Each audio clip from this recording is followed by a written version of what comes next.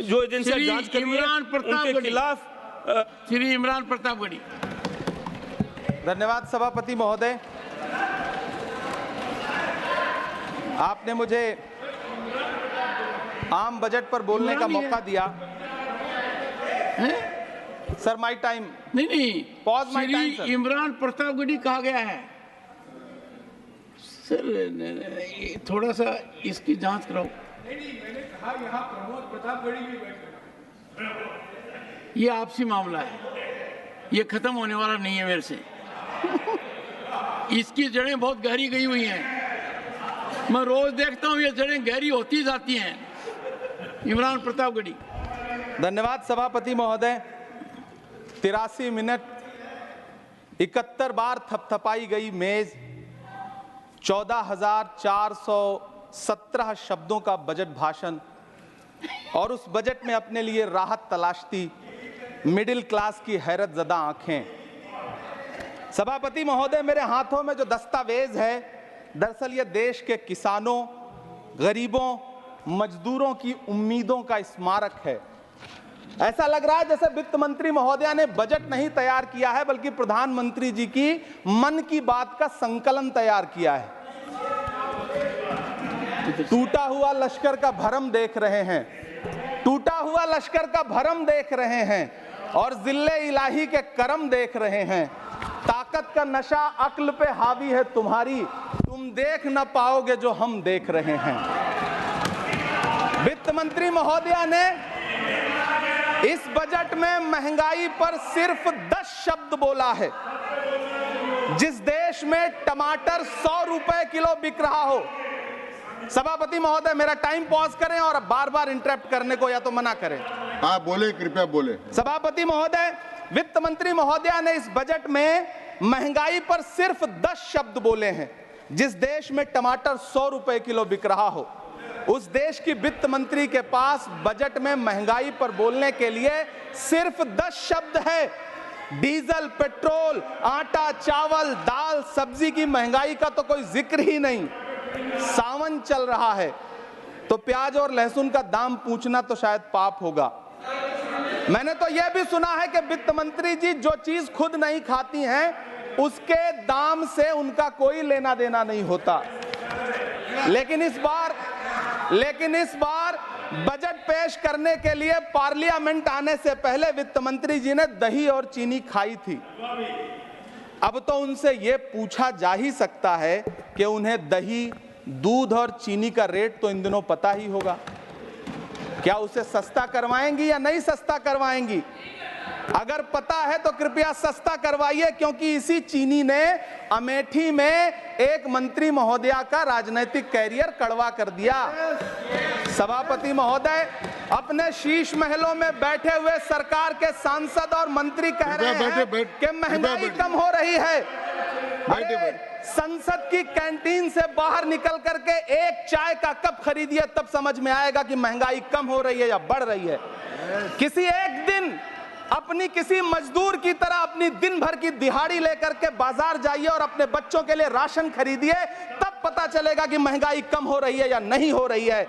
यहां बैठ करके बड़ी बड़ी बातें करना आसान है। ये चूनर धानी धानी भूल जाते, ये पुरवा की रवानी भूल जाते, जो आकर 4 दिन गांव में रहते तो सारी लंतरानी भूल जाते।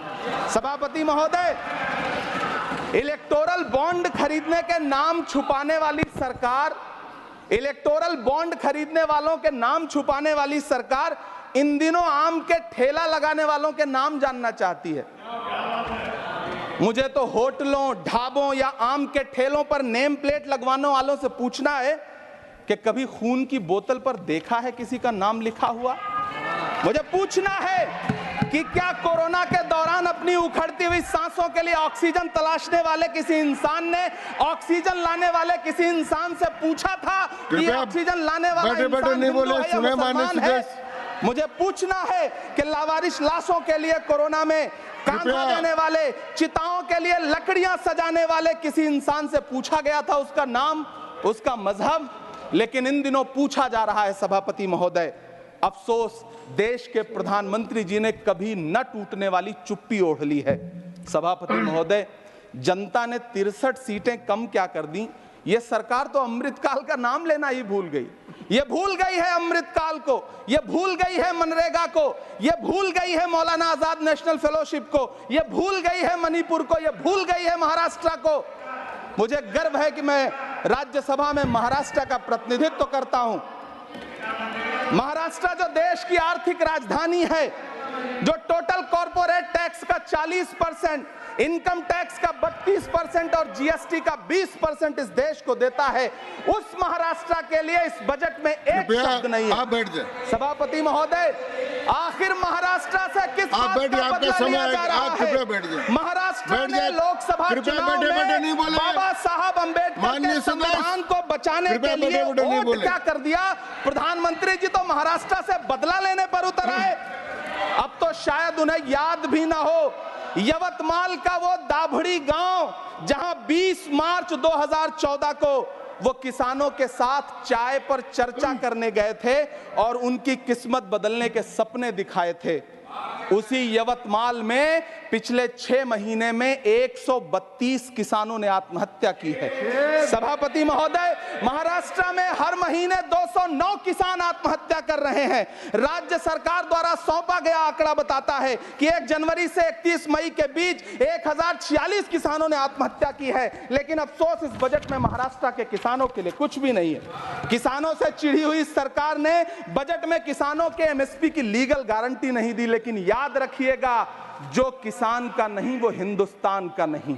सभापति महोदय, मुझे वित्त मंत्री जी से पूछना है कि वो जो कुछ साल पहले 100 स्मार्ट सिटी बनाने का ढोल पीटा गया था, सुना है उस ढोल में पानी भर गया है, इसीलिए आपने उसका नाम बदल करके सिटीज ऑफ ग्रोथ हब्स रख दिया है। अच्छा है, नाम बदलने का खेल खेलते रहिए, आपकी कई सरकारें तो इसी वजह से चल रही हैं। इस सरकार को पढ़े लिखे लोगों से दिक्कत है सभापति महोदय, इसीलिए इस सरकार ने यूजीसी का बजट 66% कम कर दिया है। वाह री सरकार। सभापति महोदय, मैं वित्त मंत्री जी के संज्ञान में लाना चाहता हूं कि किशनगंज में एएमयू सेंटर के पास 224 एकड़ जमीन है। यूपीए सरकार ने सोनिया गांधी जी की अगुवाई में 136 करोड़ रुपए एएमयू किशनगंज सेंटर के लिए सेक्शन किए थे। लेकिन आपकी सरकार ने पिछले 10 साल में उस 136 करोड़ में से सिर्फ 10 करोड़ रुपया रिलीज किया है। 1.5 करोड़ की आबादी वाला सीमांचल बेहतर शिक्षा के लिए उस सेंटर की बाट जोह रहा है। मेरा आपसे सवाल है कि इस सेंटर का बाकी पैसा आप कब रिलीज करेंगे? मुझे उम्मीद है वित्त मंत्री महोदया जवाब जरूर देंगी। सीमांचल उसी बिहार में आता है जिसकी बैसाखी के सहारे आपकी सरकार चल रही है। वहां के लोगों को एम्स की जरूरत है। महानंदा और कोसी से होने वाली बाढ़ की तबाही को रोकने के लिए बांध बनाइए, सीमांचल के साथ सौतेला व्यवहार बंद करिए। इकोनॉमिक कॉरिडोर बनाने से किसी राज्य का विकास नहीं होगा, विकास होगा स्वास्थ्य और शिक्षा के बुनियादी मुद्दों के लिए बजट देने पर। सभापति महोदय, एक तरफ तो इस बजट में पीएम आवास योजना के तहत 3 करोड़ अतिरिक्त मकान देने की घोषणा है और दूसरी तरफ लखनऊ के अकबर नगर में 1280 वो मकान हैं जिन्हें रिवर फ्रंट बनाने के नाम पे बुलडोजर से जमींदोज कर दिया गया। सभापति महोदय, लोग चीखते रहे, बच्चे बिलखते रहे, वसुधैव कुटुंबकम का नारा लगाने वाली सरकार इंसानों के घरौंदे उजाड़ कर जश्न मना रही है। सभापति महोदय, मेरा बहुत भावुकता के साथ देश के प्रधानमंत्री से सवाल है कि इन उजड़ते हुए मकानों और बेघर होते हुए घरों को देख करके आपको नींद कैसे आती है, आप सो कैसे पाते हैं? मेरा सवाल है इस देश के प्रधानमंत्री से, या तो लोगों के घरौंदे उजाड़ना बंद करिए या फिर करोड़ों मकान बनाने की झूठी घोषणाएं करना बंद करिए। यह बजट झूठ का पुलिंदा है। यह बजट आपके पिछले साल के बजट का कट कॉपी पेस्ट है। यह बजट हमारे चुनावी घोषणा पत्र की नकल करने की एक बेईमान कोशिश है। लेकिन कहावत है ना कि नकल के लिए भी अकल चाहिए। मेरे हाथ में एक तरफ न्याय पत्र है जो हमारा है और दूसरी तरफ अन्याय पत्र है जो आपका है। इस सरकार को आलोचना सुनने की आदत नहीं है सभापति महोदय। जब आप इनसे सवाल पूछिए तो ये कहते हैं कि आप बताइए 70 साल में आपने क्या किया है। मैं तो इस सदन में कहना चाहता हूं सभापति महोदय कि हमसे 70 साल का हिसाब मांगने वालों, जो सरकार अपना चलाया हुआ 2000 का नोट 7 साल नहीं चला सकी, वो हमसे 70 साल का हिसाब मांगती है। सभापति महोदय, मैं अंत में आपसे यह कहना चाहता हूं, यह बजट बैसाखी पर टिकी हुई सरकार का कुर्सी बचाओ बजट है। इस बजट में राज्यों के साथ, किसानों के साथ, नौजवानों के साथ, महिलाओं के साथ, देश के मिडिल क्लास के साथ अन्याय किया गया है और इस अन्याय का खामियाजा आपको महाराष्ट्र, हरियाणा और झारखंड के चुनाव में भुगतना पड़ेगा।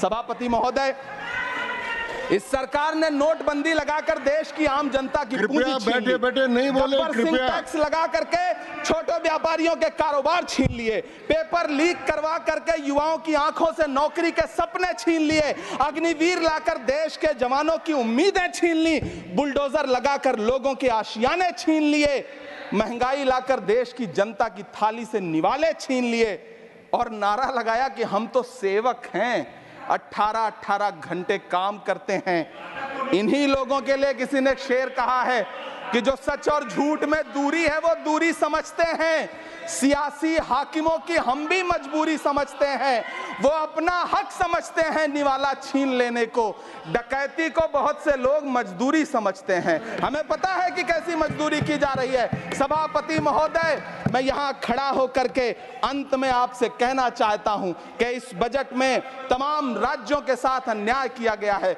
इस बजट में युवाओं के साथ अन्याय किया गया है, महिलाओं के साथ अन्याय किया गया है और खास तौर से महाराष्ट्र के लिए कुछ नहीं रखा गया है। महाराष्ट्र बाढ़ से जूझ रहा है, पानी बरसने से वहां 1500 से ज्यादा लोग मारे गए हैं। उस शहर को, उस राज्य को 4000 करोड़ के पैकेज की जरूरत है ताकि जो फसलें बर्बाद हुई हैं लोगों को राहत दी जा सकी, लेकिन अफसोस इस बजट में महाराष्ट्र के लिए ऐसा कुछ भी नहीं है।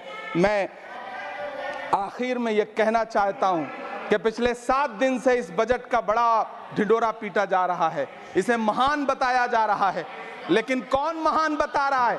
सत्ता पक्ष के लोग, उन्हें तो बताना ही है, क्योंकि मैं अवध क्षेत्र से आता हूं, प्रतापगढ़ से, नीरज भाई भी अवध और पूर्वांचल से आते हैं। वहां एक कहावत है कि बिटिया की तारीफ किसने की? बिटिया की महतारी ने, यानी कि बेटी की प्रशंसा किसने की? मां ने। तो इस बजट की तारीफ सत्ता पक्ष करे तो करेगा ही, लेकिन विपक्ष के एक भी सांसद से आप पूछिए कि क्या उसके राज्य को कुछ मिला है, तो वो ये कहेगा कि नहीं, कुछ भी नहीं मिला है। बहुत बहुत धन्यवाद सभापति महोदय, मुझे आम बजट पर अपनी राय रखने के लिए धन्यवाद। श्री अब्दुल बहाव, श्री अब्दुल